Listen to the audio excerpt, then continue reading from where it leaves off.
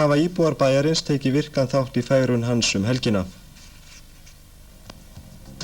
Hreint land, fagurt land stendur einhvers staðar og íbúar Eskifjarðar létu ekki sitt eftir liggja helgina, en þá voru sérstakir hreinsunardagar í bænum.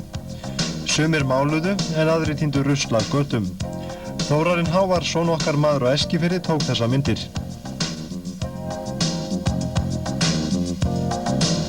Hreinsa hérna í hverfinu, þetta árlegu viðburður hjá okkur? Jú, við höfum nú reynt að hafa þetta árlegt því að þetta eiginlega alveg nauðsynlegt því að eftir veturinn þá fullt af drasli hér sem þarf að fjarlægja.